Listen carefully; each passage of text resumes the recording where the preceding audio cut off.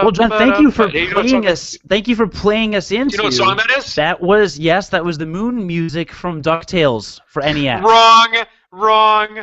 Beethoven's Fifth, bitch. Oh, that was Beethoven's Fifth, wasn't it? Oh Yeah, boy, I sure am unqualified, John. Good thing we do a podcast called Unqualified Gamers, where two guys with no business talking about video games. we talk we talk about video games. Yes, Jonathan, thank you for that. And this is episode 76 of that. And we are live right now. And we are going to talk about lots of things, including We but not are. limited. Well, two things. Is that okay? Yeah, no, that's okay. I apologize if I seem relatively exhausted. So Well, I'm not ready. I've I'm not ready to hear your story because first I have to like. there's no story right now. I'm just saying I've literally come off of 14 straight days of work because I picked up some shifts. So if it seems like I am a little bit fuzzy or cloudy or discombobulated, that is most likely why. You always Because seem it has like been those things.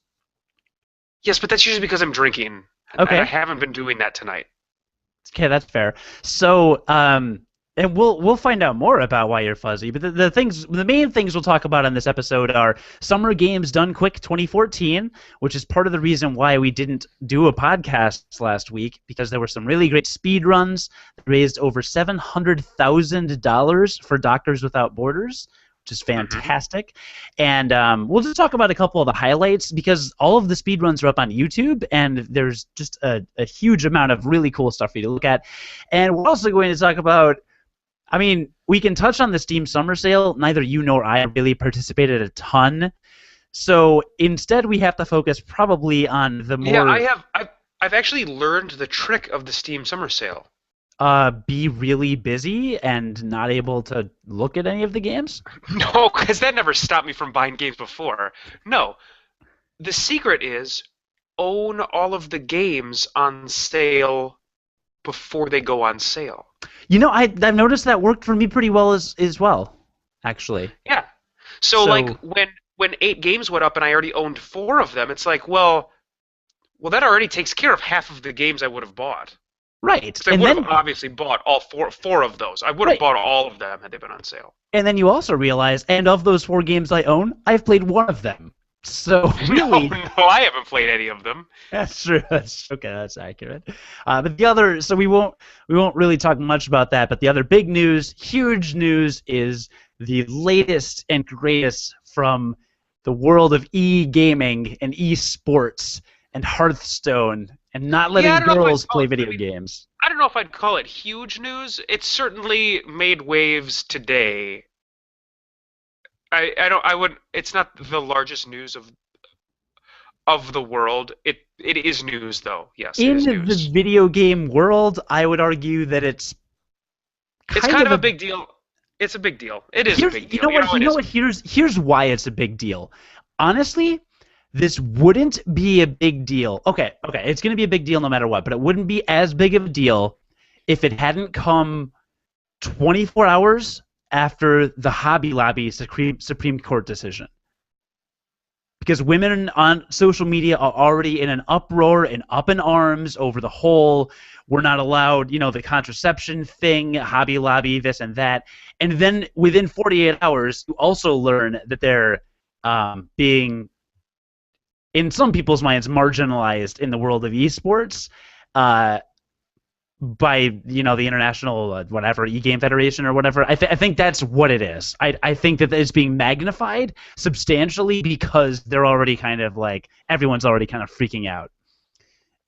So that's my opinion. But do you want to start with talking about that whole thing since we already kind of did? Or first, let's hear where you were last week. Okay. Yeah. Well, we're gonna So do a quick update on John before we launch into all this heavy gaming talk. So John was gone last week. Yeah, I was, and not by choice. Oftentimes when I am gone, it is, like if I am legitimately gone, it is because maybe I'm on vacation or I don't know, I'm getting laid. Something that's more fun than being with Cody. Well, actually, that's most things, but it would be something I would be enjoying. So my story starts on like it was a Friday morning at 6:30. I am asleep. My wife is awake. She has a friend coming into town for the entire weekend. I'm supposed to work. And she wakes me up out of sleep frantically, both both panicked and incredibly pissed off, which is a horrible combination to be woken up by, mind you.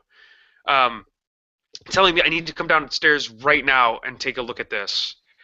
And I come downstairs in my, sleep hungover stupor, and she's like, "Look at this!" And there is mold that is literally like through the drywall of one of my downstairs bedrooms. I've got two bedrooms downstairs in my house, and one of them had black mold coming through the wall. Um, and I was like, okay, well this is not good. Like this is not a good thing.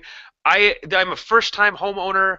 Um, I don't have experience with renovation at all yet, but I am fairly certain that this is not good to have mold coming through your wall. I mean, I know it's not good to have mold in the wall, but I think it's even worse to have it actually coming through your wall because I that means think that there's that's a enough safe mold. assessment. I think what my initial assumption was that means that there is enough mold in my wall that it is coming through my wall. So there was a very quick assessment of the situation. Um, And oh, actually, and I'm sorry, this was a weekend I didn't work. This was a weekend I didn't work. This was a Friday I had off. So, a quick assessment of the situation that we need to get this looked at immediately. And we are blessed enough in our lives to have a very good friend who is a master plumber by trade. So, like 8 years plumbing school style master plumber. Mario or Um, Luigi? but he also does a lot of other construction work. I think in a lot of these sectors, people that are in formal construction like this, they kind of bleed over into other areas. Like they may have their trade, like master plumber or concrete guy, but they really oftentimes have a very good handle on how to do many other things as well, right? So anyway, he is a master plumber by trade, but he also does a ton of renovations by himself. Um, and he came over at about 12 o'clock that day. And, he was off for the weekend at this point. Um, and he kicked his steel-toed boot through my wall, because that's kind of what you do. And there was a lot of mold in there. And then we kind of cased around my basement because initially it was like, okay, it's in this spot which is like near the bathroom, but it's mostly like the mold is over in this like area of drywall here, which is next to the bathroom. But then we started looking around like the foundation of the house. It turns out that I had mold in pretty much both of both bedrooms, all the way along all of the walls, as well as my bathroom, which is half of my house. I mean, it was half of my basement. It was it was half of my house. Um, and because of some issues with like my upstairs gutter stuff, there was actually water that was coming down one of the inside panels of my exterior paneling of my house, which was molding away, rotting away the boards behind the paneling, as well Wow. as wood into the closet of my wife and I's bedroom upstairs. My Wait, wife and my really? bedroom upstairs. Yeah. So uh, he kicked his shoe through the wall and he's like, "You're gonna have to tear all this down." I'm like, "Oh, okay." And at that point, I'm in a little like shock, right? Because I'm like, this is not a good situation. Like again, I'm a first time homeowner. Pretty sure it's not good when you have to completely tear apart two rooms of your house, two bedrooms of your four-bedroom house. So I was like, well, okay, so what do I do? Like, when do we start this? He's like, well, let's start it now. So we go to Home Depot, and I drop $1,100 Oh on boy. various things. So I get like saws because I get a saw because I got to saw through the wall. I get a bunch of bagsters, which are these large, like soft dumpsters that you fill with stuff, and then you call the trash company and pick up. I get a dehumidifier. I get all of this stuff, and we start tearing down the fucking walls in my house. Which I didn't know how easy this was to do. Apparently, super easy. You get a big ass hammer and you just start hammering shit. And then after the wall is gone, you see a bunch of wood. First of all, there's dust everywhere, and you're dying because there's dust everywhere, drywall dust. But then there's just framing everywhere, which is wood, and then insulation between the framing to keep the house warm because you have to have insulation. Um, so then you just start cutting through the framing, if it's not a load-bearing wall, with a saw, and then you just pull all of the wood out. So that was basically what we did for the next 2 days. We destroyed my house. That is what we have done. Um, so my house is a complete wreck right now. But we managed to get 2 rooms completely demolished. So we got all of the drywall down, all of the sheetrock down, um, all of the framing down, and put into the dumpsters. Um, and we got my entire bathroom completely demolished. So like right now, when you walk down, you've been to my house. Normally, you walk down my stairs. There's a bedroom on your left. You walk a little bit. There's another bedroom on the left, and then you keep walking straight, and there's a bathroom. And all 3 of these are separate rooms. Well, right now, when you walk downstairs, there's the bedroom to the left. No walls. There is a wall between my 2 bedrooms still, because that wall didn't have mold, didn't have to come down. Thank God. There's the second bedroom, and then there's the bathroom, and there's no walls separating that bathroom and the bedroom anymore. Now it is just one giant room. But all the fixtures are out of the bathroom, so my bathroom is now a hole in the ground because Good. all of the Wow. fixtures had to be Good. taken out. So yeah, so I've got a hole in the ground, which is my drain, which apparently wasn't up to code to begin with, so that's all got to be redone. Thankfully, I know a plumber. Um, and then a bedroom, like all the carpet and everything's just shredded out of all that stuff. And I and the real kicker is that we have a baby, which I'm sure you know if you've listened to our podcast, listener. I have a baby. Cody doesn't. I don't think. Well, if he does, he doesn't know I about it. I probably have at least one, but Yeah. I no one's Like I told me said, about it. if he has one, he doesn't know about it. And we made the decision, which I think any new parent, probably first time parent, would do if they had the option. We made the decision that we couldn't stay there. Now, if we didn't have another place to go, I'm sure that we would have made it work and stayed there. But thankfully, my mother-in-law also lives in Minnesota, so we basically packed up everything that first day. Keep in mind, I spent the entire day demoing that house, and then we packed up everything we could and like moved over to my mother-in-law's house, which is where I'm at right now. Um, and that was like the start of my weekend. So the remaining 2 days were spent completing that kind of demolition process and kind of trying to settle into our new accommodations because one thing I have learned from this situation is that when you want to get like big work done to your house, it takes a significant amount of time. Like you got to call you call the contractors that have to come over, they have to give you estimates. So you have to schedule those, and then they often come a couple weeks later to do the work for which you have been estimated. So like we have a ton of work that we want to do to the house before we go back in, and I have been meeting with contractors over the past week on what little time I have off, and like trying to kind of like set things up. And the amount of money that things cost is I have this is one of the like worst things I've had to do so far, like in my adult life, but it is one of the best learning experiences I think I will ever have in my adult life. Like I will not be surprised with home issues. I don't think going forward. Because I don't think honestly, I don't think it comes much bigger than basically refinishing your basement. Because that's what I'm doing. I'm refinishing a basement. My basement went from finished to unfinished in a weekend, and I have to now refinish it. And I mean, I think finishing a basement is probably one of the more expensive things you can do in terms of reno to your house. So I really think this is going to give me some incredible perspective later for when I have other things, because houses take maintenance. I mean, this is something you have to do. I just think it's going to give me great perspective later. It's how I'm trying to look at it so I don't kill myself. Yeah. Sounds like a lot of work. That does bring up a question about plumbing, though. I do have a question about plumbing.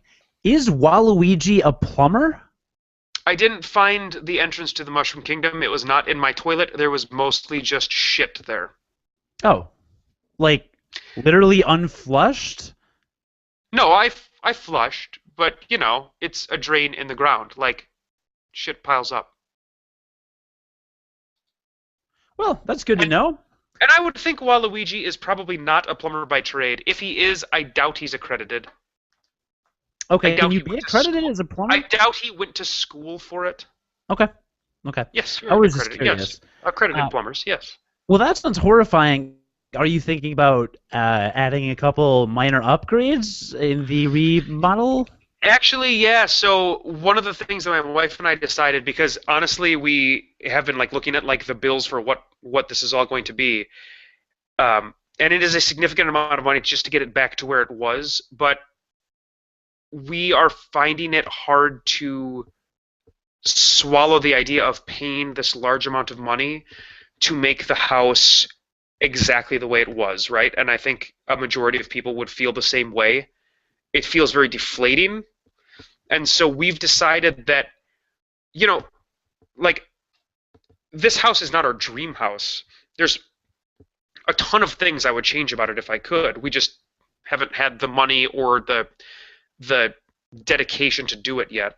So we decided that because we are already spending this large amount of money, we're going to at least do one upgrade remodel on something that we want that is cosmetic, that will improve our life, because otherwise it would, while living in that house, because otherwise I think this particular just renovation would drive us both insane. Yeah.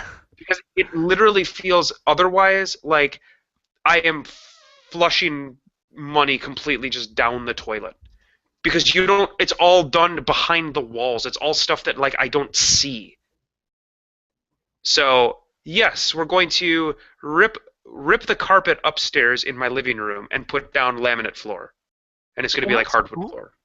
That's so cool. We're both very, very excited about that. We've wanted hardwood floors from the get-go. They're very expensive, and so that's why that is not something that we have. Carpet is not expensive. Carpet is cheap. So yeah, that's what we're going to do, and we're very excited about it. Did not know that. The more you know. Well, I'm sorry to hear about your home woes. I'm glad. Are you living back at home yet, or? No, we won't be at home for a while. It's going to be weeks, probably. And so it looks like right now you're in the office of an attorney. Is that accurate? So I am in the office of, it's the office of Casey's mother's house. When her dad was alive, he was in fact an attorney. And so yes, I am surrounded by all of his degrees and his law books, and it's a little intimidating. Wow, yeah. I mean, you literally look like you're on the set of a commercial for a lawyer. Yeah, and it kind of feels that way a little bit. So, I mean, minus the t-shirt and you looking like garbage. I also don't look really intense like all of those. I think lawyer commercials, you either have to look really intense or welcoming. Those are your two options. Or you have to look intensely welcoming. Yeah, you just kind of look bland. You have to be willing to fight. I don't. Right. I look like I'm dying. No, you look bland, expressionless, very blasé. I would say lacking any semblance of personality, pretty much at all. What else can I say? So keep in mind that all of this stuff was happening, and again, I picked up a bunch of shifts at work before this happened. Before this even happened, I did, because there was some extra incentive to do so. Um, and then this happened, and so for the next 3 months, I picked up a bunch of extra shifts, and I will have 2 weekends off in the next 3 months. One of which is Gen Con, but it's just like in general, that was kind of the that was my initial kind of knee-jerk reaction that like this shit's going to be really expensive. I'm gonna have to find a way to temper that a little bit, and this is the way to do it. So I'll be very. You know what? This is like I'm trying to think of this as it's one summer of my life. Not it's not going to be the best summer of my life, but it is one summer of my life, and I just need to get through it. So that's kind of where I'm at. And hey, I'm here, so it's not all that bad. Yeah, it makes it worse. Great, cool. That's really fantastic. Well, I'm So sorry. how was your weekend? My weekend was fine. Did I talk about Amazing Spider-Man 2 on the last episode we did? You did. Yeah, we did. I did talk about that. Yeah, I haven't been up to. I had a story about my weekend, and then it just kind of went away, I guess, as Okay. you told your story. I'm You streamed a bunch of Shovel Knight. I streamed some. Well, right, but you normally at the start of our podcast we talk about the non-gaming related stuff that we did, and I'm not remembering a lot of that. I mean, I've been watching the World Cup. That was really fun. U.S. lost, of course, to Belgium, which is very sad. And yeah, in addition to that, I haven't done a whole lot. I've kind of been here in Chicago, looking around my room for like inspiration. Oh my God, there it is. There it is. I'm so glad I looked. I've been doing this. Okay. Doing this. You see this? You see what this is? You You've can't. been writing a because it's script? really I can't. hard to read, but this is the see all the red are the days I'm supposed to do yoga, and then the rest Is that are a new script for Dance Dance Revolution: The Warrior's Path 3? no, that is everything else the Warrior's Path. This is my workout schedule for DDP yoga, which I'm actually doing and sticking to now. You made a schedule? This is the schedule from the handbook or whatever. I just prefer to the PDF, so I printed it out at work. But yeah, they have 13-week programs at a beginner level, intermediate level, or advanced level. I had like done a couple workouts or whatever, and I've done it. I started it a couple times before I ever followed through. So I started in week 2 of DDP yoga, and so I did week 2, and then I did week 3, and now I'm halfway through week 4, and I plan on finishing up this weekend, and then I'm gonna keep going to week 5, and it's great. And I've updated my diet as well. I am eating like 0 processed foods, very low Hold on, what is it?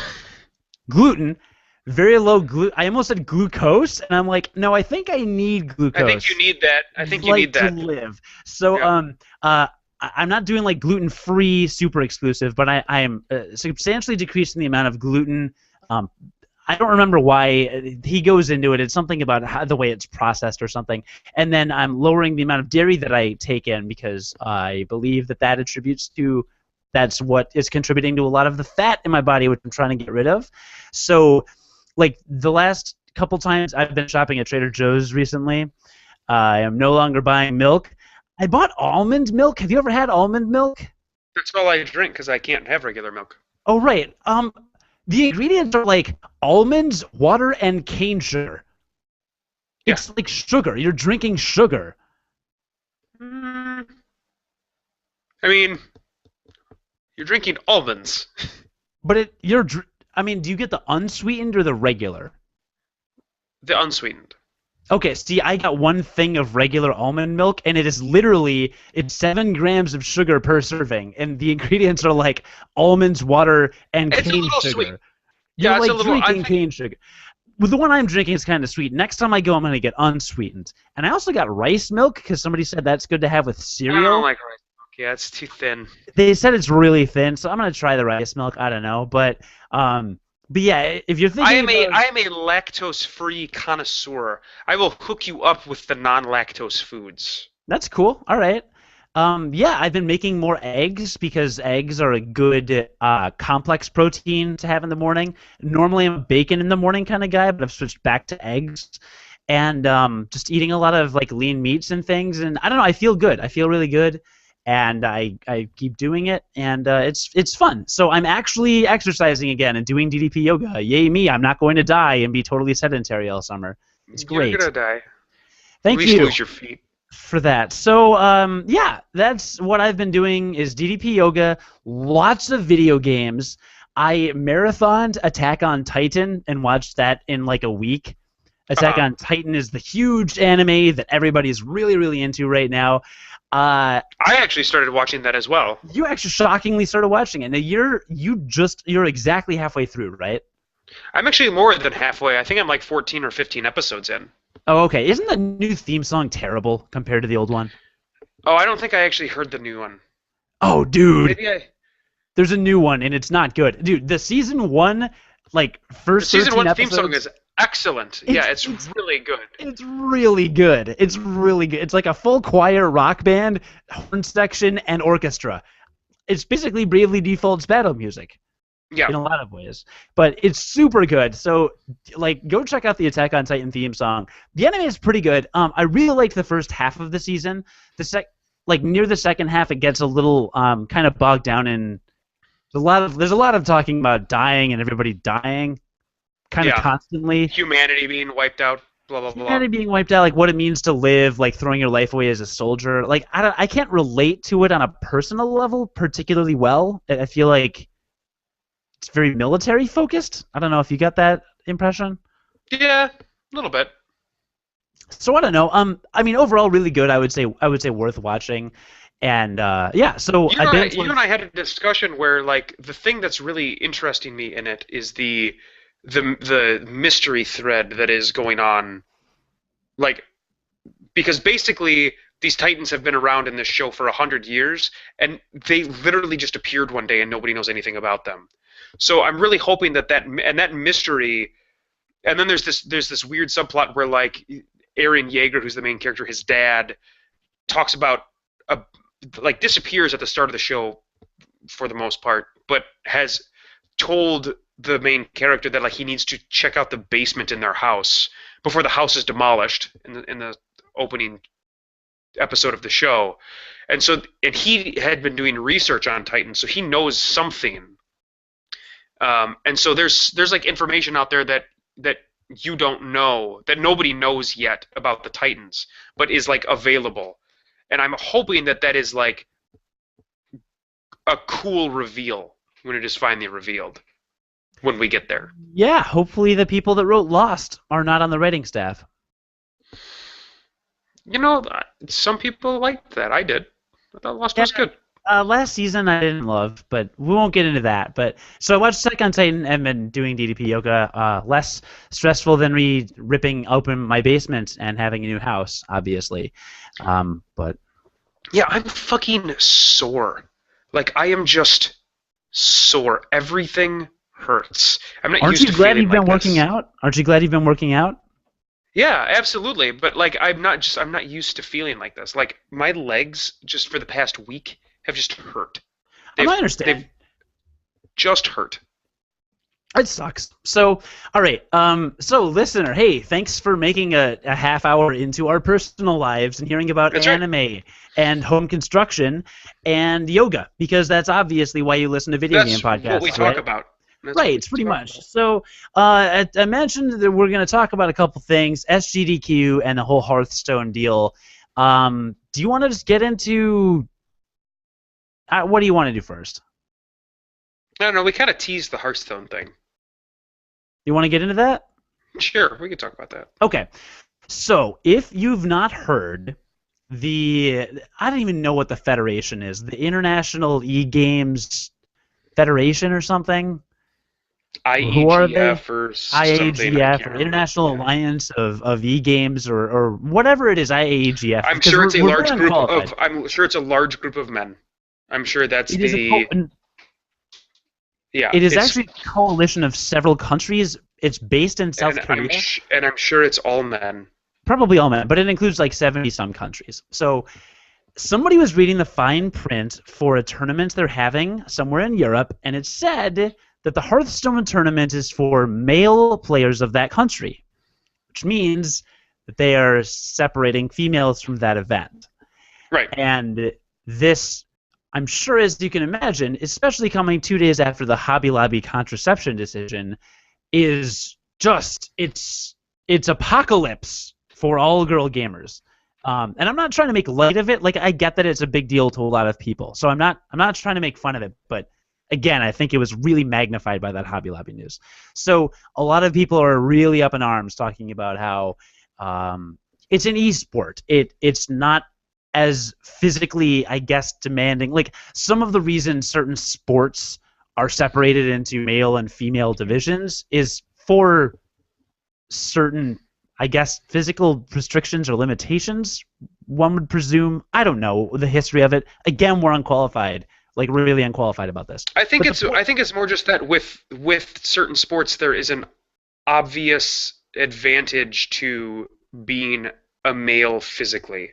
Like in basketball, men are much taller on average than women, and being tall in basketball is an objective advantage. And Okay, so, cool. He like, said it, not me. So, women, director, any comments have gone. and so there is an advantage. And actually, to be honest, the NBA does allow women on professional teams in the NBA, but there just aren't any. Isn't that weird? It's like one of the only leagues that does that. Why doesn't the NFL? Did the NFL? I don't know. I thought the NCAA. I don't know enough. I don't know enough about it. But I think that just that there is an obvious advantage in certain sports to being male, and so that is one of the reasons why they are separated. Right. So then there, and maybe even if it's like not because of physical ability. Right, because of physical ability, and maybe even not necessarily always the males get the advantage. Gymnastics is also split up. Female gymnasts probably have an edge in a lot of areas over male gymnasts. So it depends on the sport. Softball, baseball, whatever you're talking about, the Olympics does it, everybody does it, right? So here is what the E-Federation had to say about this, okay? They had two reasons for doing this. Reason number one was because they wanted to make the sport more accessible to women, saying that because it's such a male-dominated sport right now, it is maybe not intimidating necessarily, but it is not as difficult. Difficult. It's not. It's harder for women to get into it. Like maybe it's harder for a girl to feel comfortable breaking into an all-male scene. I don't know. I don't know what the word is. It doesn't matter. That was their number one thing, was we would like to encourage and draw more women into the scene. Their second point was that by international standards, international sporting standards, like the aforementioned Olympics, in order to be seen as a legitimate sport, eSports needs to have this separation, because all other sanctioned worldwide sports have this separation, including chess, which is legitimate. I mean, that is a legitimate thing. Is that okay? I saw the chess argument, and before you go further into that, I will say that chess actually does allow both genders to play on the professional, whatever the main professional, like the NBA. I'm aware of that. Yeah, and they do have a women's only league, and they have that because the original thought by them was that would increase the number of women that decided to play chess. So that is what's going on with the whole chess thing. Women are actually allowed to play in the competitive pro whatever league. Like the NBA of chess can be played by both men and women. Right. Yes, and I'm aware of that. So I'm not arguing anything for or against, but I can see, I guess, how that's not a legitimate argument, but of the sports that like people are citing and using as examples of like where you can draw the most logical comparison, chess is what they draw, right? Right. So that is what they draw. You know what? I bowled for a large majority of my life. I guess I could also draw bowling to that because you don't necessarily have to be the most physically fit person. I apologize to any bowlers out there, but you really don't have to be the most physically fit person to bowl. This, again, coming from somebody who bowled for a very long time. And you know what? The PBA, the Pro Bowlers Association, has both men and women on their pro association. And So is there are that women in the, intergender? yes, there are women. There are very few women in the PBA, but there are women in the PBA. And and just like chess, like the aforementioned chess, they also have a WPBA, which is a women's only PBA. So that does exist as well, but they allow women onto the what you would consider like the primary league. Oh, and are there women bowlers in that primary Yes, league? there Okay. are. Okay. And is that recognized internationally as a sport? Bowling, yes. Okay. Well, Yeah, then absolutely. that second argument is not legitimate then. Because if bowling does that, and Yeah. if chess does that, and if I believe poker does that, doesn't it? Oh yeah. Oh yeah, absolutely. There are women in the. I haven't watched World Series. I used to watch World Series of Oh poker no, all the time. there are awesome women in poker. Okay, so poker, bowling, chess all have both men and women. There's So their precedent. second, Yeah, there's yeah. So their second argument is kind of doesn't really hold up. So it's odd to me that this happened. Really, it's odd to me that this happened, especially in the way that it happened. I think if they had simply presented it as these other associations did, with there being the kind of main tournament where it's all free for all, and then introducing a female tournament, I think that would be great. Um, I think I frankly, very honestly, think that there needs to be a women exclusive esports league or tournament series because of the community that currently exists in mainstream esports, which is not welcoming to women. It is not nice to women. You hear about, you hear girls that go to one convention or tournament and never ever want to have anything to do with it again, let alone esports. And I'm not condemning every esports player, and I'm not condemning the organizers, but that's the way it is, and it sucks. It really sucks. But when I went to the Smash Brothers Championship tournament in like 2003 or 4 or whatever, I don't think I saw a single girl. There was one girl there, right? And that was about it. I don't like that. I don't like that as a gamer. I have always wanted more women in the community. But the fact of the matter is, like, at that level, in this area of it where it's pro championship gaming, like, what girl is going to want to be there other than the very kind of battle-hardened or, like, I mean, you've got to have, like, such a ridiculous amount of passion. Like, I want that bar but to get a little but lower so more but girls you can would get into it. but you would have to argue though that like the people that are professional sports players are like the top in the world of any sports are the people that are the most passionate about whatever sport it is that they're playing. Like because they are Right. the best in the world at it. They have And dedicated their lives. how did they become the best in the world? Lots of practice and playing against their peers who are better than them until they get better and better and better. And Well, if there's no sure, yeah. community, where females feel safe playing other players that are better than them, because like I'm ranked 600, but this dude is ranked 800. Let me play against him. Well, Yeah, he's but in the current world of esports, you can it's not anonymous, but it's pretty much anonymous. Like Hearthstone, when you play Hearthstone against another player, you can't even chat with them. You can't first of all you can't see their face, but you can't chat with them at all. There's the only thing you can do is do these little emotes that Blizzard has baked into the game for that reason of they didn't want verbal abuse going on in their game. So they just have 8 different emotes that you can say to your opponent.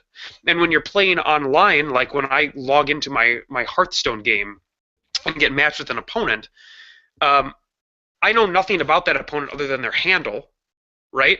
But their matchmaking system, and they do have a ranked system, makes it so that like you can rank up to be the best in your region of servers. So like there's a North American #1 player at all times. There's an Asian #1 player on the Asian servers at all times.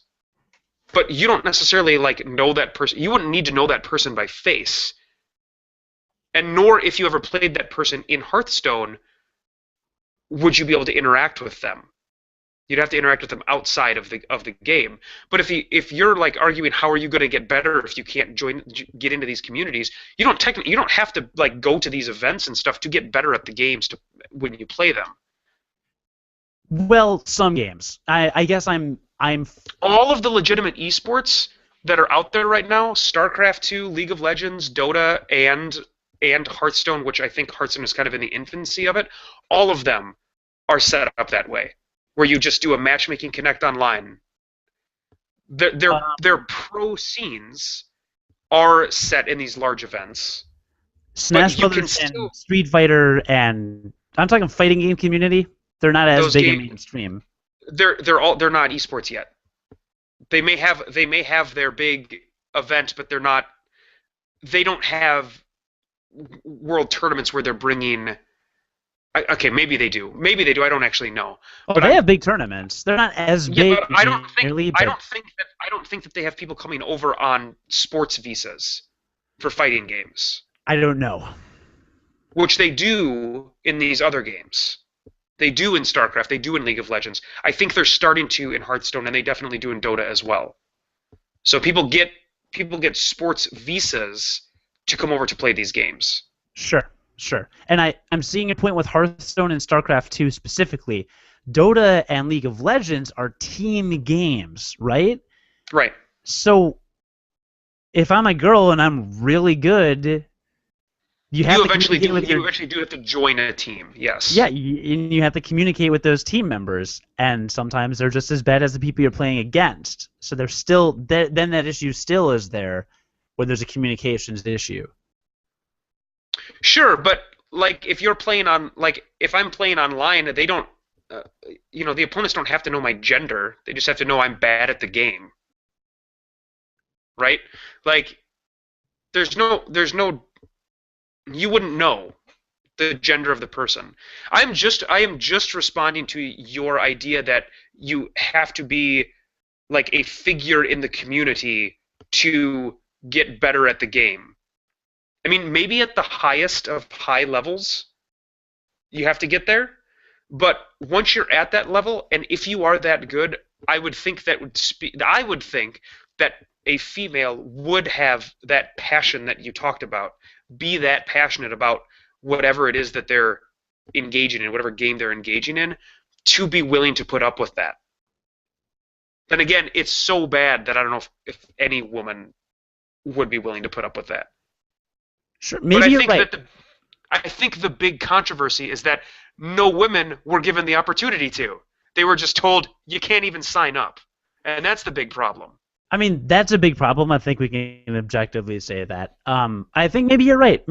I'm coming from the place of when we went to Gen Con in 2008, my girlfriend at the time, Erica, popped in or whatever, and after the con, she said to me, she's like, yeah, I mean, it was kind of fun to look around and stuff, but it's not really much my thing, and I spent the entire time getting groped by strangers and stared at by everybody, so not really sure I want to go again. And I know that's been the experience with female journalists at E3. You hear about like borderline sexual assault cases at E3. Oh, that's bad. Yeah, it sounds really bad. You know, any. I think actually E3 because it's mostly press doesn't have that issue as much. It definitely has that issue. I think that the worst things happen at PAX, some of the more fan-centric conventions. Right, PAX, Gen Con for the 4 girls that go to Gen Con. If you're a girl that goes to Gen Con, good on you. I'm not making fun of you. Please keep coming, because the men's restrooms are really crowded all the time.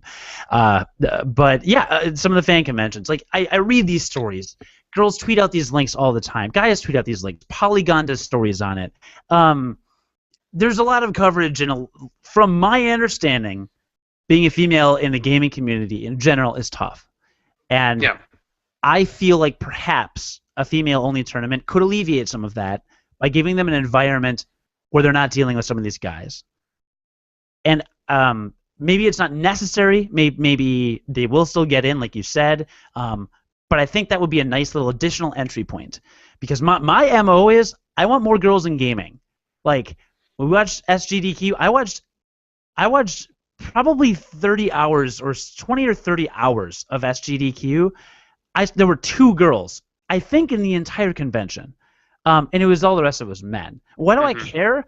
I don't know. Why do I care at Gen Con when I walk into a room and it stinks of BO so badly that like I can't breathe? Like, girls are generally nice and they smell good. Okay, I'm just gonna leave it at that. So yeah, I want more girls in the community. It's kind of a weird thing to say. I just want you to know that a lot of times when you make your musings, when we talk about these more, I guess, complicated issues, a lot of times you draw from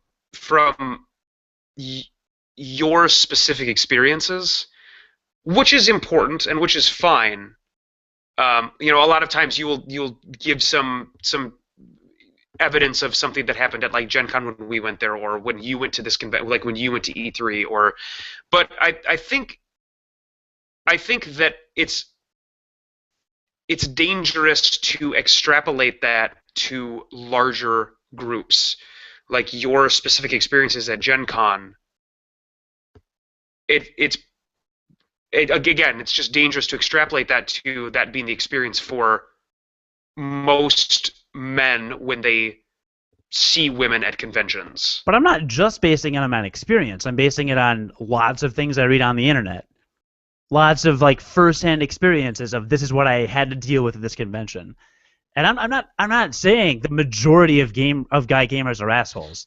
I'm not saying the majority of guy gamers like are super sexist or grabbing people or whatever. I'm not saying that at all. No, the problem is it's probably a minority, but the problem is it is such a vocal minority of people that are doing that.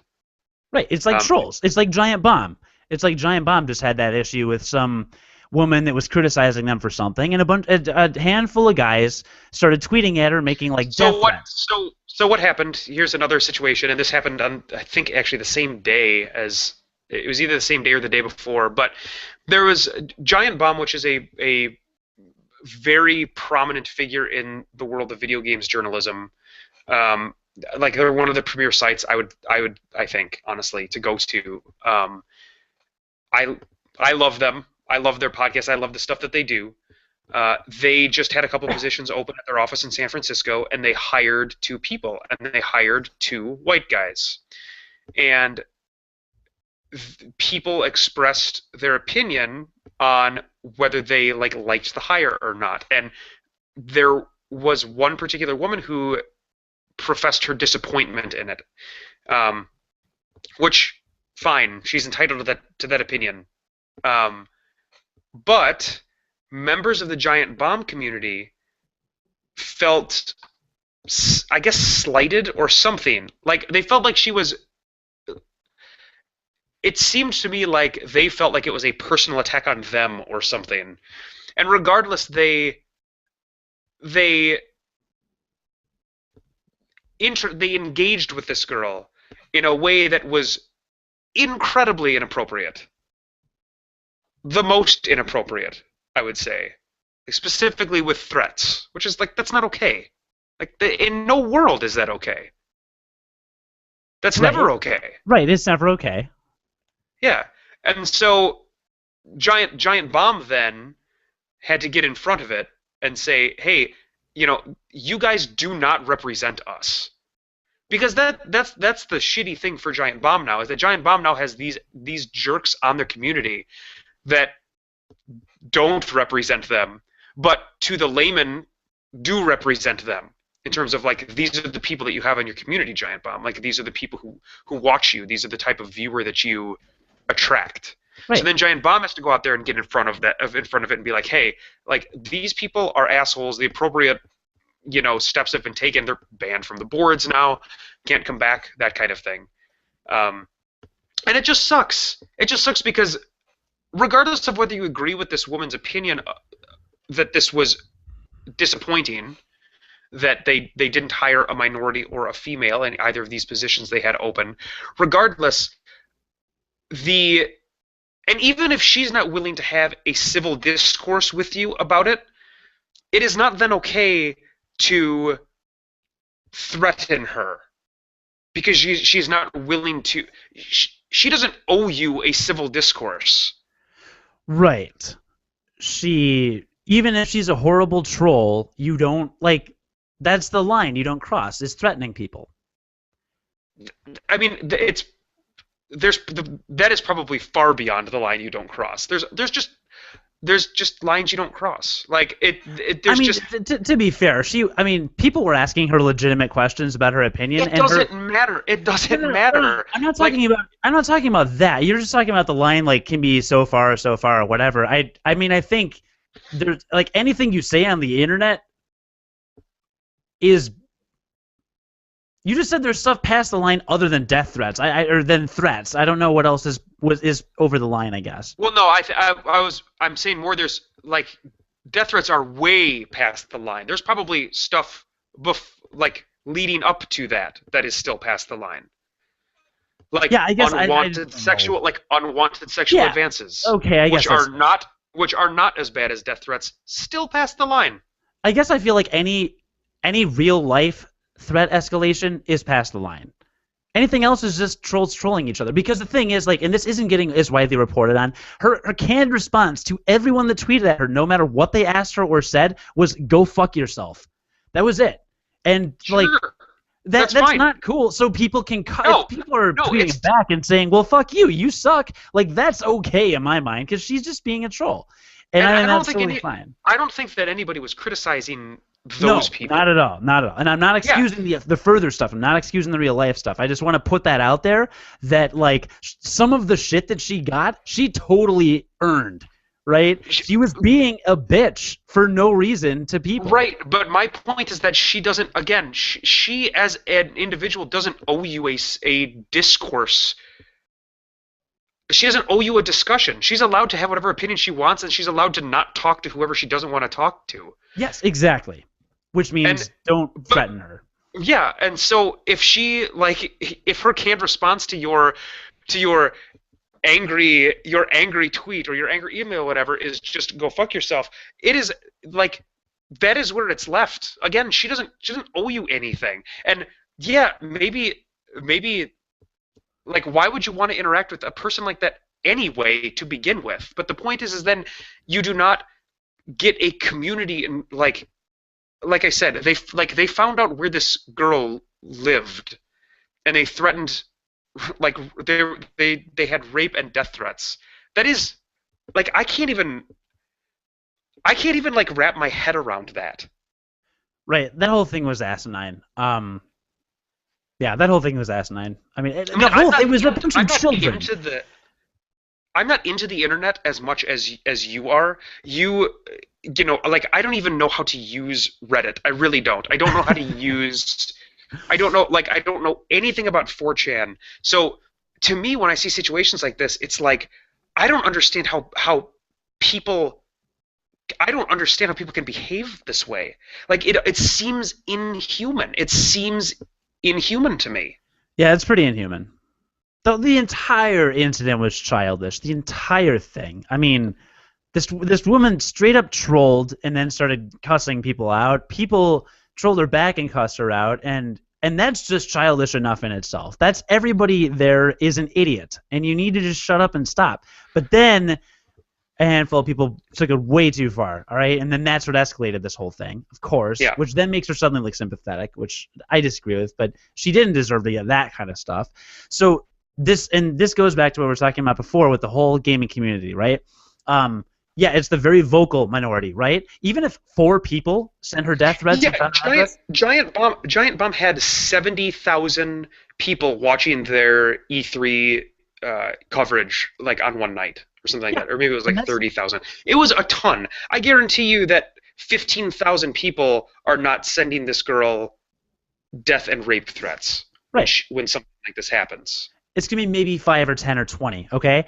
So then to go back to your point about, me extrapolating personal experience, which is when it comes to women at conventions, this isn't my personal stuff. I'm like reading articles people are tweeting that's like, oh, I'm a journalist for IGN. Here's how I got hit on at E3. Or I was a girl gamer, and here's what the crap I had to deal with at this eSports tournament, things like that. Like, I'm reading a lot of other accounts from people, and I'm scrolling through the comment section, and I'm seeing a lot of people supporting them, other girls being like, yeah, this is how it is. This is how it is. I'm friends with Elliot Serrano, the Red Eye writer for Chicago Tribune, who does Geek to Me, and I follow him on Facebook, and he posts a lot about how certain conventions, Comic-Con and even C2E2, the Chicago Comics and Entertainment Expo, need to institute anti-sexual harassment policies because so many girls are dealing with this stuff. So it's being reported on regularly and for years. So I'm not just talking about personal experience. I brought up Erica's experience because that resonated with me specifically, because that's what kind of, when you see something personally happen, obviously that's your kind of wake-up call sometimes, because you can read a million things. It's really a bummer. It's really a bummer then to see this many reports as to what you're talking about, and then to not have convention creators doing anything about it. And some are, but there are people that are boycotting PAX for what the Penny Arcade writer did. Gabe, that's right.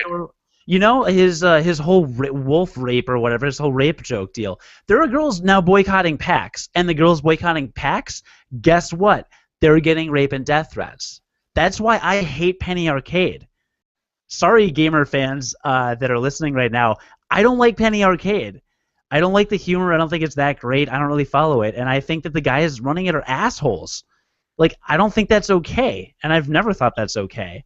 And for everybody to keep certainly a bit insensitive. It's unbelievably insensitive, and I've never been a Penny Arcade guy, so that's where I am at with that. But that's where I'm coming from with that, and it does suck that the vocal minority is there. And again, so when I'm talking about how I think a female professional sports league would be a great thing, it's not because every guy is a jerk. It's not because every guy is doing it. It's just because that minority of people, even if it's 1% of the gaming community, they're so rough with these girls that it makes it uninviting to them. And if I'm a girl and I work really hard to be good at a sport, and then I go to a tournament somewhere and everyone's giving me crap for being a girl and harassing me and doing all this crap, why am I going to want to keep going? Even if it's the one time I ever interact with these people out of the entire year, why would I want to keep going? I want to be a part of a community. And I think the girl gamers need to be able to have a community they can be a part of where they're welcomed by everybody. And that's why I think that a female league would be great. So that's my take on that. I would say we didn't even talk about the initial point, which was that they want to consider this a legitimate international sport, to which I say, why couldn't esports be different? Like, why does it have to be like these other sports? I just don't think it does. But I would agree that, sure, have a women's league, but let women sign up for the initial league if they want to. Oh, I agree too. I agree with that too. Don't get me wrong. Yeah, like don't just make the initial. There's no reason to not allow women to, if they want to, and if they're good enough, to play with everyone, to have it be a one like. Yeah, no, allow me to clarify. I agree.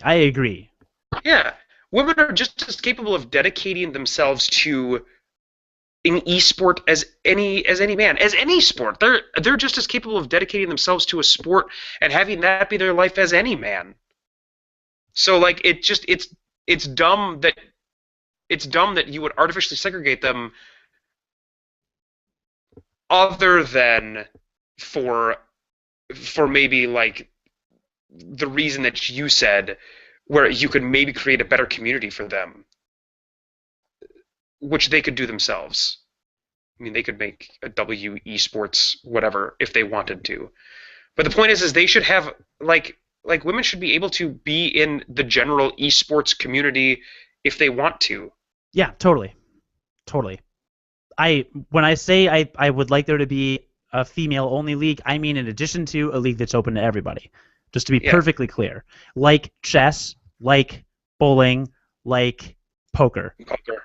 If poker Yeah, even it's has it. just Yeah. Yeah, I don't even think I've got a female league in poker. I get very frustrated by members of the video game community. I wish that we weren't all lumped into one large community. And there's a little bit of delineation uh, between members of the gaming community. Like there is a fighting game community that exists, and there's but in like to the general world, when you step back from this hobby, um, we are video gamers, and are there are just it is frustrating to be part of that group and have these people that exist that can treat other people so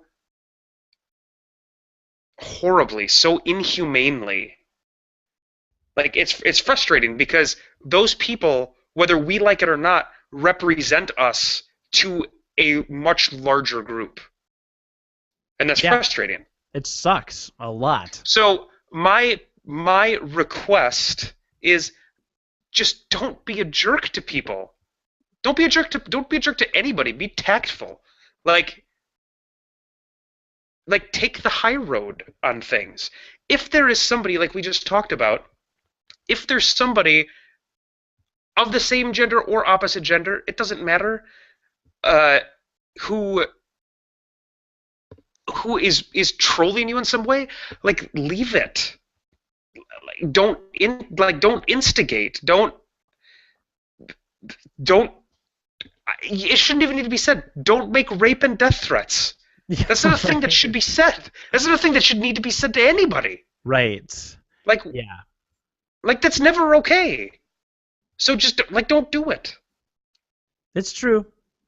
And I'm just pulling on my phone because I wanted to check. There's a couple comments. I posted a link to the Kotaku coverage of the male-only video game tournament that sparked this entire conversation. I think John and I are totally in agreement that the International E-Gaming League went about this the wrong way.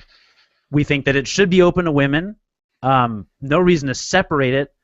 I personally very strongly think there should be an additional female-only league to encourage extra participation based on my knowledge of how I feel females feel in the community, to give them an additional nurturing community where they can grow and become really good gamers in a comfortable environment. And I don't think either of us think that it needs to be separated to be a legitimate sport. Our listeners also chimed in. Crawler3333 said, I read in the article comments that chess, the sport most comparable to video games, actually allows females to compete against males and has a woman-only tournament as well. I can't see why they're not doing that in the same case.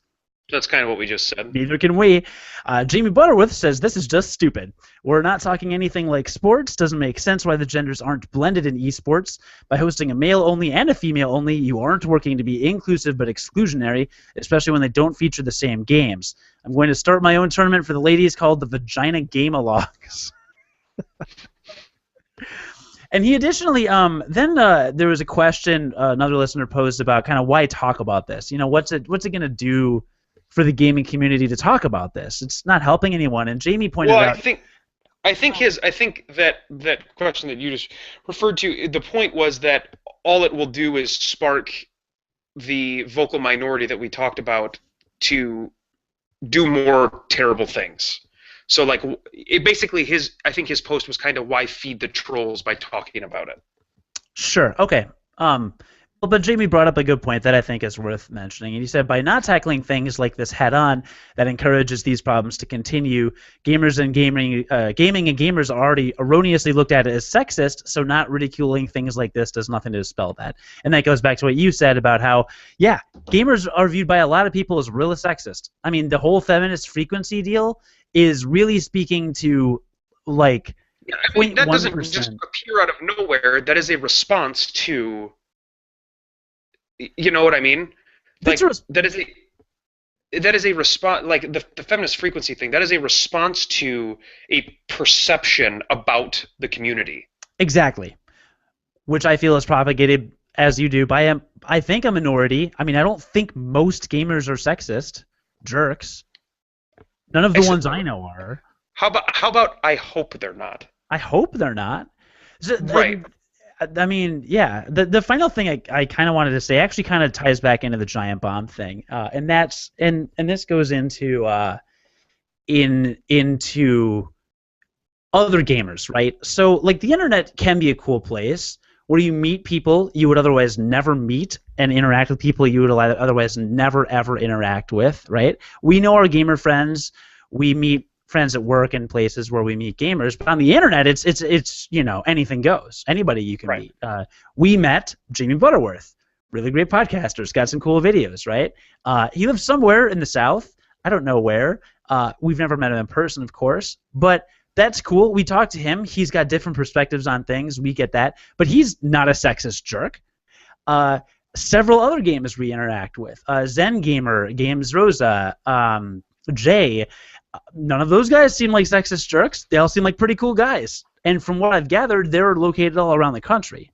So we've had the fortune of, you know, been fortunate enough to meet a lot of other gamers that I feel are representative of gamers. Smart guys that can have an intelligent conversation about things and have a passion for gaming. And it doesn't matter if it's a guy or a girl playing it, but they got a passion for gaming. And I think that's really cool. But the final thing was in regards to the criticism of Giant Bomb hiring two straight male white dudes and that entire criticism in the first place, it's still not deserving of rape and death threats, obviously. But my personal opinion, and you may differ on this, but my personal opinion is I was a meeting in college once, and I was pointing out how everybody in the room's white. Oh, you know, like we need more diversity, blah, blah, blah. And my RA at the time, Suze, who is a lesbian and is now married happily, she turned to me and she said, diversity is not just skin deep. And I think it's almost insulting for someone to say that because a community is the majority is straight white males or whatever, okay? Like, yeah, that sucks. We need more racial diversity in game creation. But to say that there is any consequence to hiring forum moderators behind avatars for Giant Bomb, the fact that they're white males, I don't think has any consequence. Because I look at my life and I work in marketing agency with mostly a lot of other white people.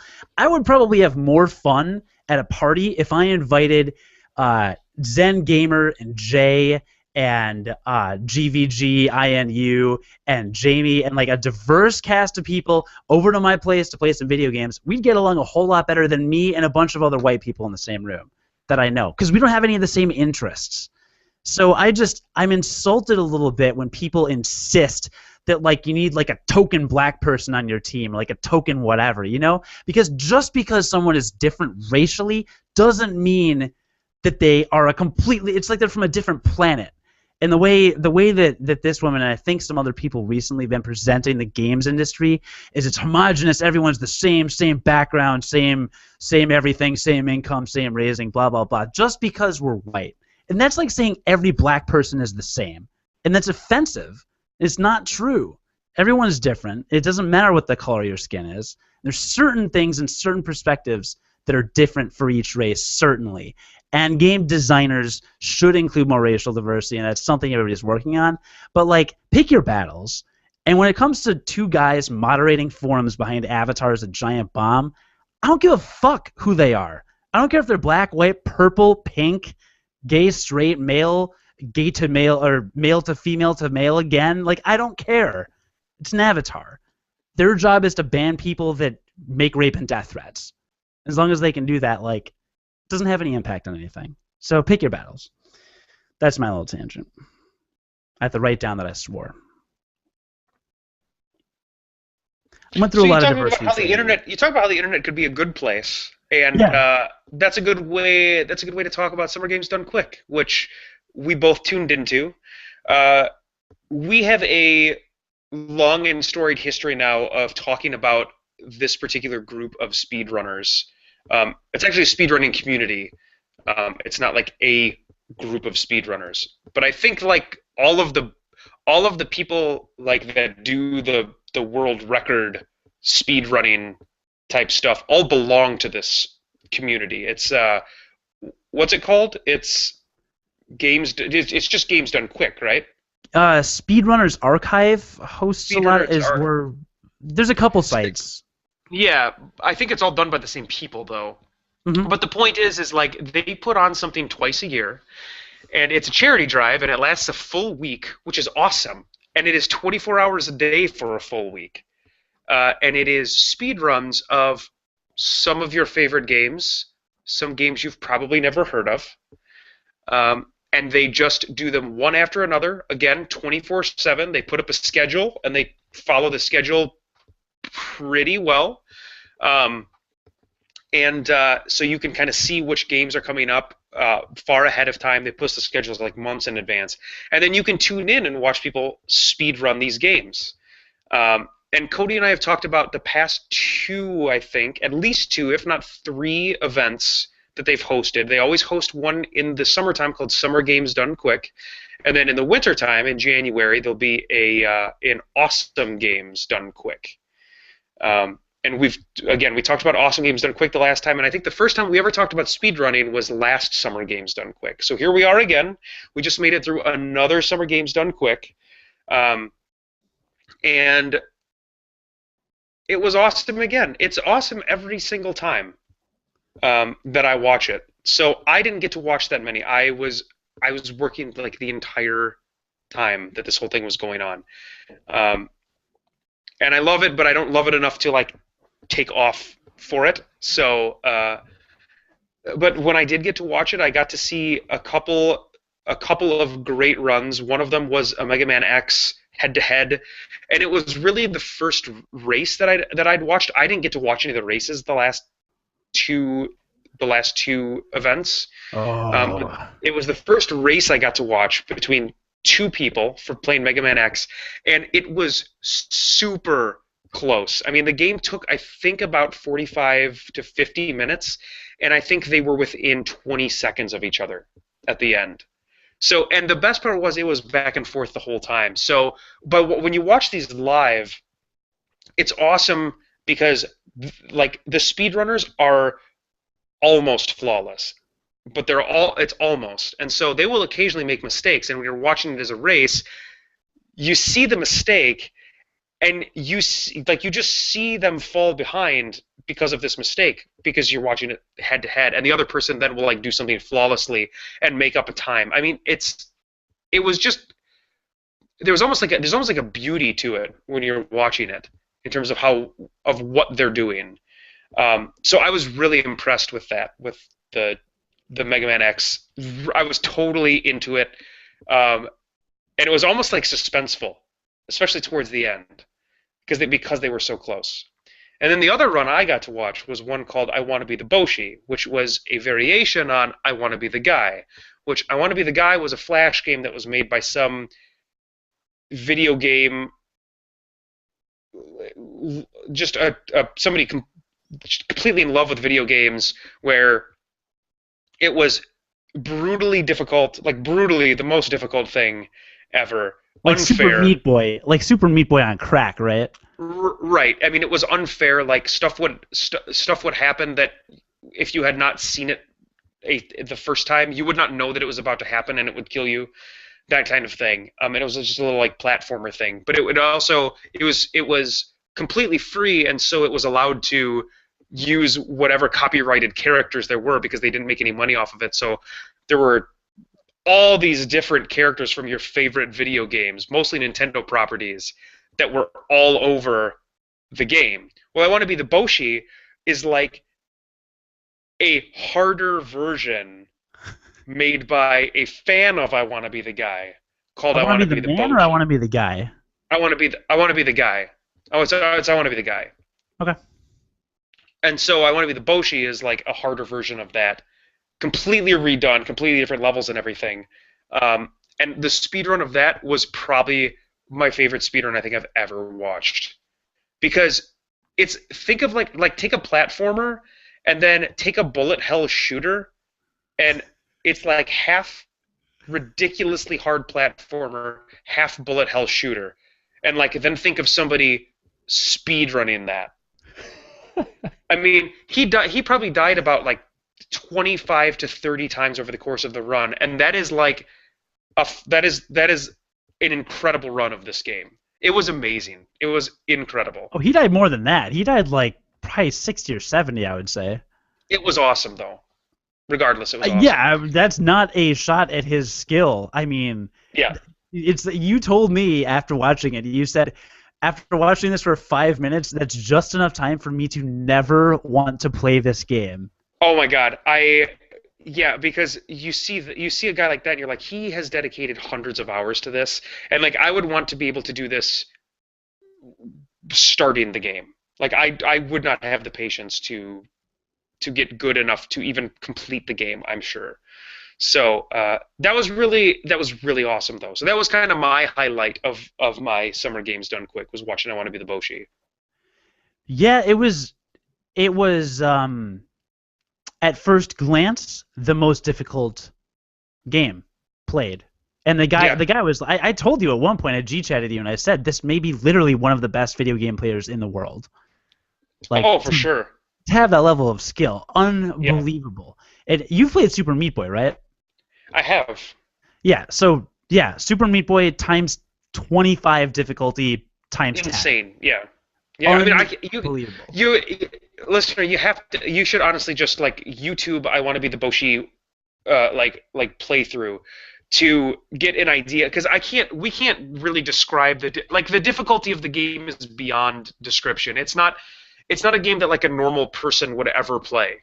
Like you would never sit down a person who casually plays video games in front of this game ever, ever, ever. Like there's no way they could have fun with it. I mean, it's beyond what we can describe.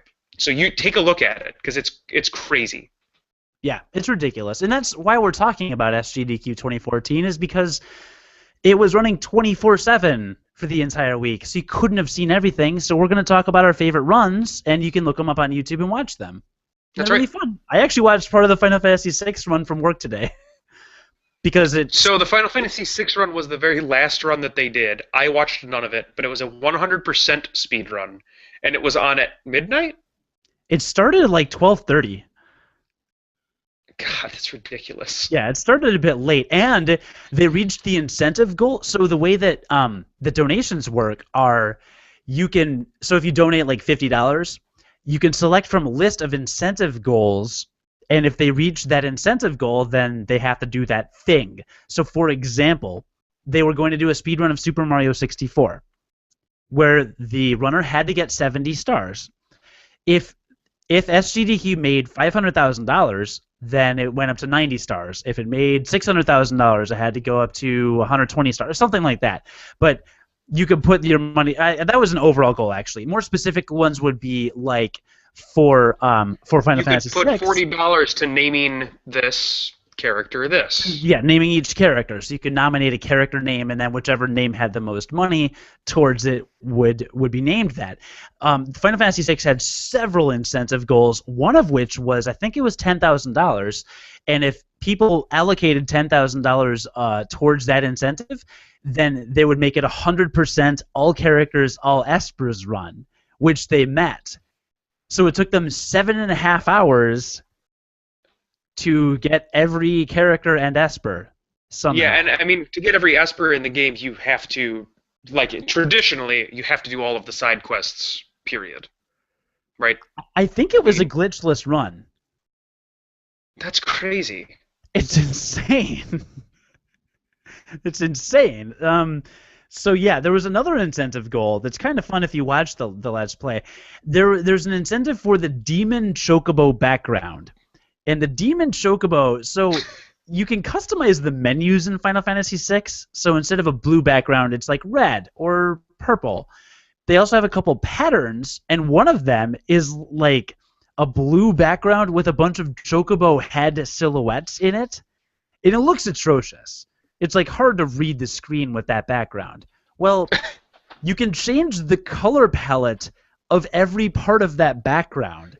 Okay. So the Demon Chocobo is a purple, like a dark purple background, and the chocobo is like has a black outline with a neon green inside, and then like purple inside of that, and it just looks it hurts to look at, and and they checked every 10 minutes, and whichever menu palette was winning every 10 minutes, they would switch to They it. would change it. Yeah, so it ran. So I believe they start with the Demon Chocobo background, and then at various points throughout the run, they switch back to it. And the ending is actually also with the Demon Chocobo background. So that was one of the ridiculous things. But it took 7.5 hours because it was a 100% run. And another incentive goal was that they would perform the opera at the opera section, and they met that incentive goal. So the two runners, huh? As in sing it? Oh yeah, as in sing it. Yeah, and so this was actually a co-op run. There was a guy and a girl, I think it was a brother and sister, doing the run. And there was also like this Final Fantasy VI kind of expert also sitting on the couch with them who was just there to provide extra commentary. That's pretty cool. Yeah, yeah. He was there to provide extra commentary, and then there was one other guy that didn't talk as much, but he was also on the couch. But you can actually find, if you look on YouTube, you can find just the opera. Just search SGDQ Final Fantasy VI Opera 2014. It is really funny because the crowd gets involved, just like spontaneously, not being prompted at all. But the crowd gets involved and starts acting as the soldiers fighting each other, and they put like voice filters on their microphones. It's really funny. It was really. I was surprised. I was like, oh god, they're gonna do the opera. It's gonna be so stupid. But it turned out really funny. So that's worth checking out. The Final Fantasy VI run. Yeah, I'm not gonna watch the whole thing because it's long. But yeah, a couple other highlights for me. So the Mega Man X2 speedrun. Did you watch that? I saw the start of it. I saw that it was a 4-player race for that game. Yeah, so that was exciting too. The Mega Man X2 but I didn't race. get to watch that whole run. Yeah. Have you ever heard of the game Metal Wolf? No. I think you might have just made it up. No, you don't. I saw part of it. It's a PS1 game. Apparently, you play as the President of the United States, and it has... Oh, I heard them. They had been talking about raising enough money, because this was an objective. This was a... an incentive? This was an incentive to play Metal Wolf. And they were talking about it from the start of the entire event of Summer Games Done Quick, about reaching this incentive. Did they reach it? Yeah, because I watched part of it at work, and I was only paying They made it sound like it was the funniest game ever. Oh my god, John. I turned on at one point, and this woman goes, "The White House, more like the Fight House." And that's in-game dialogue. I'm gonna have to look up. I'm gonna have to look up. Yeah, I think the last line in the game is, "I'm the President of the United States of America." It's like terrible 90s voice actor voice. It was like the whole crowd was just laughing every couple of minutes, and I missed some of the lines, but it seemed ridiculous. It's like a mech game, but yeah, I want to look more of that. So Metal Wolf I'm going to check out. In terms of Mega Man speedruns, they speedran Mega Man 1, 3, 5, and 6? Is that right? I don't remember if they did 6. Yeah, I don't know if they did 6, but they did 1, 3, and 5. 3 and 5 I think are really popular. They're really great. I kind of like them more than 1, but watching the speedrun for 1 was my favorite because they glitch more, and I liked watching them glitch out a ton. Sure. 3 and 5 they just kind of ran straight through, like 1 or 2 minor glitches, but 1 they were like surfing through entire like rooms and crazy stuff. So check out the Mega Man 1 speedrun. I thought that was actually the strongest of the 3, or most entertaining, I guess. Mm-hmm. And I watched a bunch of other stuff. I didn't even remember. There was an Ocarina of Time speedrun race. You know they can beat Ocarina of Time in under 20 minutes now. Yeah, I know it's very short with some Deku Tree glitch. Yeah, really short. So Cosmo, I believe, holds the world record. I've seen his speed run a few different times when he's broken it. And I like Cosmo. Cosmo's the only speedrunner I know by name, but he seems like a really nice guy. And when we were talking about video game communities and stuff like that earlier, I wish more people mainstream would tune into SGDQ because the speedrunners in that community are so nice. All of them are so nice to each other, and they're so respectful. Cosmo played this other kid in the speed run, and this kid is like 16 that he played against. I think Cosmo's probably in his 20s. Cosmo and this kid were like neck and neck, and then this kid could not get a glitch near the end of the game to work.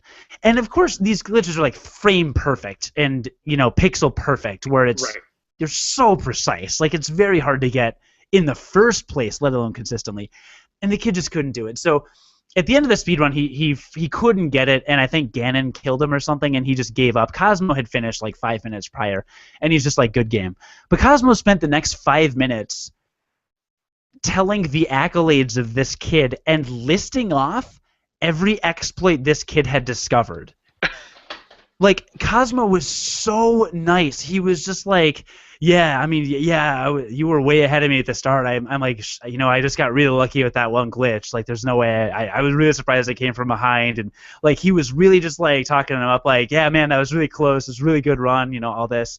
And then, and then he's just like, yeah, there's this exploit, this nut exploit at the start of the game. He actually discovered that. This exploit, he discovered that. So, half this run this guy came up with. And he just, like, kept going on. He knew all of it, which shows how close the speedrunning community is. They all seem to really know each other really well. Mm-hmm. They're name-dropping each other in every run. You'll hear people name-dropping each other. This person discovered this, or this is the first speedrunner of this, or, oh, there's a Japanese speedrunner that's really good at this. And he's just, like, telling this guy's accolades and stuff, and he was just so nice and respectful about it. That was cool. It was really cool to see. I also remember you telling me about you mentioned it, but you didn't really talk about it. The Super Mario 64 speedrun that you did. You watched that, right? Oh my God! I was gonna go to bed at like midnight Friday. I stayed up for like an hour and a half watching it. That game is one of the. It was 120 stars, right? It was 120. He did it in an hour and 43 minutes. That doesn't even make any sense. It's like 45 seconds a star. From start to finish. Yeah, that was the most mesmerizing run. I could not stop watching. And I think it's because... I have watched a Mario 64 speedrun before. They glitch so much in that game, right? That's how they do it. Well, they can glitch a lot to skip stuff, and they do glitch to make shortcuts, but it was cool seeing the whole 120-star run. Yeah. You know what I mean? Because it was like the 100 coins that you have to get in every level. He had to get all 100 coins. He wasn't just glitching. Yeah. He was just doing it so ridiculously fast. The first Bowser stage, he switched the camera. He got through it in like 30 seconds. Wall jumping off things. And I showed it to Blake. Our friend Blake came over to my place, and he was like, what the hell just happened? Like, it makes me kind of want to watch it. Oh my God, dude! At least watch the Bowser stage. It destroyed me. It destroyed me. And actually, somebody at Kotaku pointed out the Link to the Past run, was pretty impressive. Legend of Zelda: Link to the Past. But there's one point where a guy has to, he has 1/24th of a second. So one frame is 1/24th of a second or 1/30th of a second. He had to hit a frame perfect button during a dash 32 frames in a row. So, like... What? I don't remember the specifics, but... And it took him 10 minutes to do it. I mean, because so he was basically in like the Moldorn, when you fight the Moldorn boss, he had to dash across a pit. And because he didn't have the hook shot, he had to exploit a glitch where when you didn't have the hook shot. Because of course, he's like at the end of the game, no hook shot. So he had to hit dash and then stop dashing and then hit it again in order to continuously like begin the dash. Oh, sure. So, like, it was like 32 frames in a row or something, or 32 like something in a row. And he did it again. It took him like he would fall down the pit and then have to go upstairs and try it again. It took him about 10 minutes to get it. But the fact that he even got it, somebody said in the comments, that's not even considered a speedrun technique. That's considered a tool-assisted speedrun technique.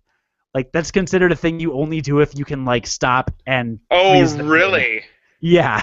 And he did it. Jeez, and he did it himself. Yeah. That's So insane. supposedly that could have been the most difficult individual technique in the entire run. But yeah, it was good. And there was also a really good Oracle of Seasons run by a speedrunner named Bananas, who happens to be female. She was the only solo female speedrunner that I'm aware of, and she was great. And apparently the Twitch chat during her run was disgusting. Which is Shame on unsurprising. you, anybody watching this that was in that Twitch chat participating in a negative or harassing way. Like, Yeah. it's not okay. That's not okay. I tweeted at She her. was really good though. I actually got to watch some of that run. And she was entertaining. She was fun. Like, she was fun Yeah. to watch. She was good at it, obviously, but She did funny and some like crazy jumping in that game, which I didn't know crazy you could do. jumping, like really impressive, like fun to watch, entertaining. And she tweeted later after the con, like, yeah, I made some really great friends, and of course hate some people even more now. And I was just like, I tweeted at her. I'm just like, dude, don't just ignore the haters. Like, you were awesome. Like, I'm totally subscribing to you. So, give Bananas some love. Just go to Twitch. I think it's twitch.tv/bananas or Yeah. bananas something. You can find her if you search. But she was great, and I like. She's just one other example of great talent that happens to be in a female body, that just contributes like something really cool to the gaming community. So like, let's lower the barrier of entry for girls, because I want more of them. She was fun. She's fun. But yeah, I think that's like my main favorite speed runs. Really, it was a great Speedrun is event. really speedrun is really interesting to me because these people before Twitch, I don't think that they really had any kind of way to make any money, like zero income. Twitch at least gives them the ability to get people to subscribe to their channels, and so they can both speedrun and stream at the same time and actually make money that way. But before that, these people were just doing this for complete love of the games and nothing else. Because there's no monetary value in this. I imagine it's not easy to live off of speedrunning, but the amount of time that it takes as dedication, the amount of time it takes to be able to do it is insane. I'm sure it's insane. So, Oh yeah, one speedrunner said, "I've been running this for 6 months straight." I mean, pretty much literally straight. yeah, that means he's probably not played anything else, right? Or So, done anything else. He probably plays yeah, 6 hours a day. right.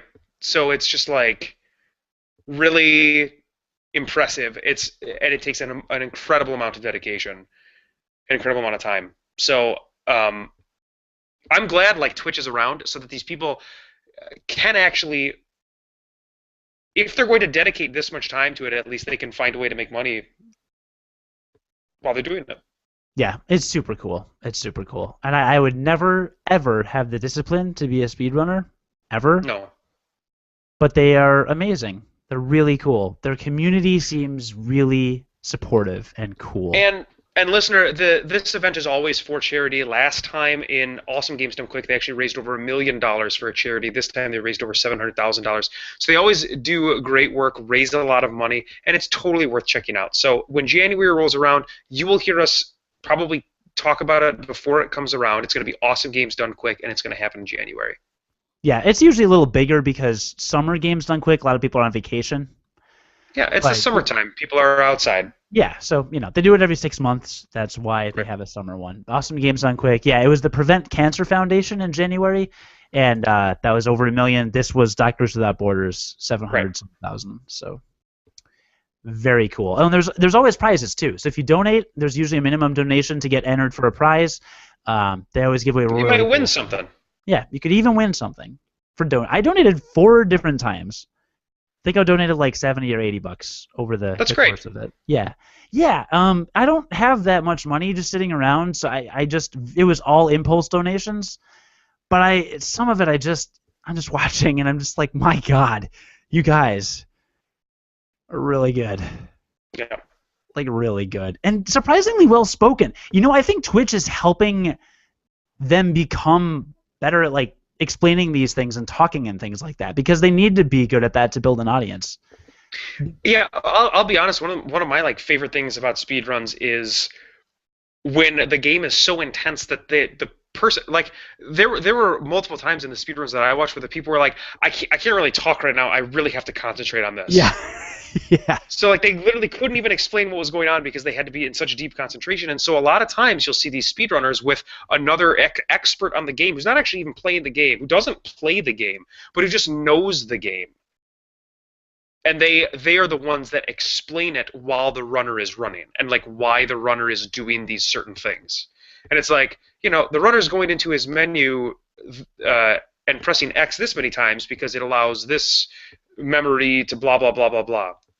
Oh, and I will say that the most insane thing I saw for the whole thing, for the whole speedrunning marathon, was a Pokemon speedrun. And apparently there's some logic in the Pokemon game to where you can make the Pokemon game cartridge run game code that you have written by naming your boxes. What? By naming your Pokemon boxes certain things. If you name them certain things and then you use the coin case to look at your coins, it runs through the text somehow in each of your boxes as code. And if you have written code using just like normal characters, it executes that code. And so I don't even know how to explain this. Really, you have to watch this. So he gets to a point in the game, and I think it was Pokemon Gold, maybe, that he was playing, or Ruby. It doesn't matter. He plays about an hour and a half or 2 hours of the game, something like that, and he gets to the point where he has like a certain number of Pokemon with a certain number of moves that he has to have, and then he just goes into the PC and he starts naming stuff. And it's all in kanji, so it's all in Japanese because they always use the Japanese part of the game. And he names all of these boxes, and while he's doing this, the guy on the couch next to him is kind of explaining what's going on. And then he uses the coin case, and when he uses the coin case, the code that he has written does a couple of things. It eliminates all Pokemon out of his party, so he has 0 Pokemon, which is impossible. You can't have 0 Pokemon. It makes his character model disappear. It makes any door he exits be a warp to the very last person you talk to and fight for the end of the game. So he walks out of the door of the Pokemon hospital, is immediately teleported to the end of the game, and he talks to that person, and because he has no Pokemon in his party, the game has a like failsafe where if you don't have any Pokemon, the game automatically assumes you've won the battle. So it immediately goes to the ending screen because it assumes he won the battle because he has no Pokemon, which is impossible to have no Pokemon. Good. And he did that by writing his own code in the box names of your PC. It was I can't even. It was insane. It was awesome. Yeah. Go check that out. Huh? I said, so go check that out because that was awesome. Yeah, and yeah, I also do 2 super crazy glitches in Link to the Past and Super Metroid. You can beat either of. Well, Super Metroid, I think they beat in like 15 or 20 minutes using an X-ray glitch exploit. They go to like the starting screen where Samus's ship is hovering, use the X-ray scope, and there's some kind of glitch that exploits that lets them like fall through the game, and then it triggers the exploding sequence at the end of the game, which allows you to run over to the ship and just get in, and you fly away, and you've won the game. Of course it does. Yeah, it's really weird. And Link to the Past, there's one. It's like the first staircase in Hyrule Castle. Once you get into the actual castle from the basement, you can like go to the side of it and then walk through some empty screens and then end up in the Triforce room. Okay. I think it was like a 3-minute run, maybe 2. So it's pretty cool stuff. Yeah, there's some really cool, super glitchy ones, which is fun. But yeah, Summer Games Done Quick 2014, and look forward to SGDQ because it's these are my 2 favorite weeks in gaming now. Like I was streaming at work. I'd get home from work, sit on my couch. I would do DDP yoga in one window and have the stream in the other window for a lot of it. and then I would sit down and literally just watch streams all night. Yeah, it's pretty cool. That good to me. So I love it. So anyway, wow, this was a long podcast. We didn't even get to talk about what people are playing this weekend, but there's only 3 comments, so this won't take long. Listener, we always ask, what do you play this weekend? Chad and Jamie both said Shovel Knight. Actually, Chad said Shovel Knight, can you dig it? Get it? I get it. Do you get it? And Jamie said Shovel Knight and also likely Twilight Princess and some other as yet undecided games. Twilight Princess, my favorite Zelda game on record, just saying. And I got Shovel Knight. I have actually posted Unqualified Gamer's first ever Let's Play videos. They're not very exciting. I don't talk a whole lot. Here's what happened. I hit record on my computer. Yeah, I was shoveling. I hit record on my computer. I started playing Shovel Knight. I thought to myself, you know, I was like, I'll just see what happens. And I just didn't have a lot to say, so I just kind of played most of it. I make a comment here or there, but it's mostly just kind of watch the game. Audio is a little wonky with the music, so parts 2 and 3 are better. I'm going to finish part 4 tonight, maybe, if I ever go to sleep. So, Shovel Knight, you can watch me play the entire game on our YouTube channel if you want. And yes, that is allowed by Yacht Club Games, the publisher. I checked their website. They're okay with it. So check that out if you want. If you didn't get it, really fun game. Highly recommend. I will review in the coming weeks. Matthew says he's playing Resogun. You ever heard of that? Yeah, that was one of the free games on PS4 when the PS4 first came out. Like when you were a PS Plus member, you got Resogun for free. Nice. And Christopher said, Bravely Default also had to help someone set up their Xbox 360 Kinect, so I played some Kinect Sports and Kinect Adventures. And his opinion is the Kinect is a bit inaccurate. Huh, interesting. I've heard mixed reports, just like with the Wii. Some people can't get their Wii remote to play. When I was playing through Skyward Sword, I had to give some advice to a listener on how to control your movements so the Wii could better pick up Wii Motion Plus. And it worked for them, so I think that's good. I thought Skyward Sword was pretty user-friendly. You just had to get used to the range. But I'm also playing through Bravely Default. I'm on Chapter 5, supposedly the final chapter. So I'm playing all the games our fans are playing. You can actually talk about that soon. Yeah, I can. I'm hoping to beat it this week or next week. Long holiday weekend for Independence Day. Happy Independence Day, by the way, listeners. Happy America. It's too bad about that World Cup. America. Maybe next year, right? Let's go get some freedom fries. Freedom waffles. Fries. Yeah, that's cool. Yeah, or freedom waffles. Boycott cool. Belgian waffles. Belgian? Christopher's Belgian. Christopher's also continued writing guest articles for us over at unqualifiedgamers.com. So go check those out. And all that good stuff. My voice is gone, so I'm out of things. And go to hell. Is that what you're going to say? Yeah, that's rude. Yeah. That's our normal sign-off, isn't it? Is that our new sign-off? Go to hell. Is that a Diablo reference, you Diablo freak? No, I'm literally just telling everybody to go to hell. Well,